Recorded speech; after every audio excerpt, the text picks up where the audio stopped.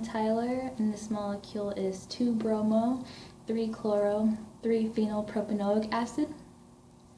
So, on the first carbon, the carbon is double bonded to an oxygen, and it's also bonded to another oxygen that's bonded to a hydrogen, and this forms a carboxyl group.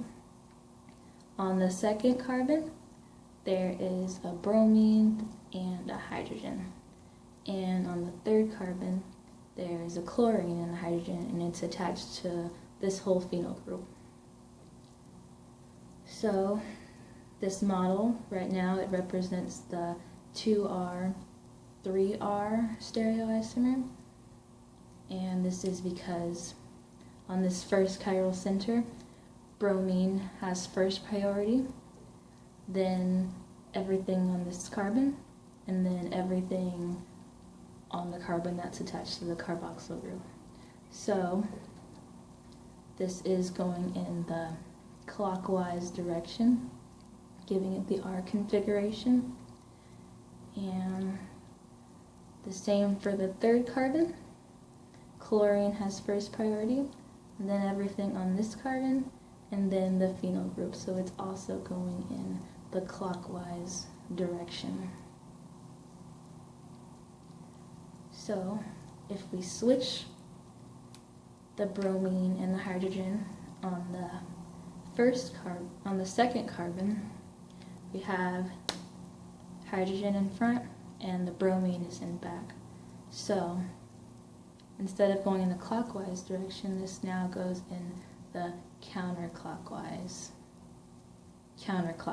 direction.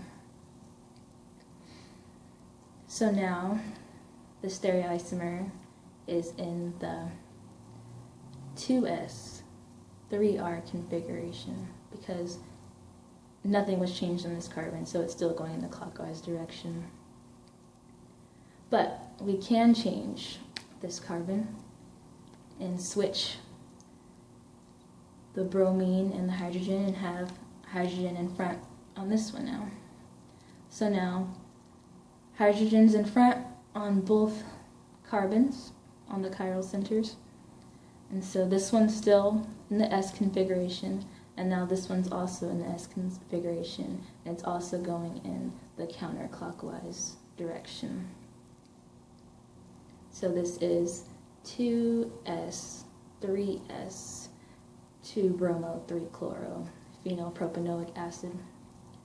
And lastly, we can switch the second carbon again and put the bromine in front again and the hydrogen in back.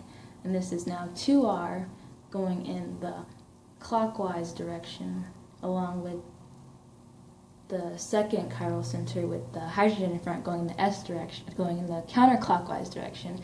So this is now 2R, 3S, 2-bromo, 3-chloro, 3-phenylpropanoic acid.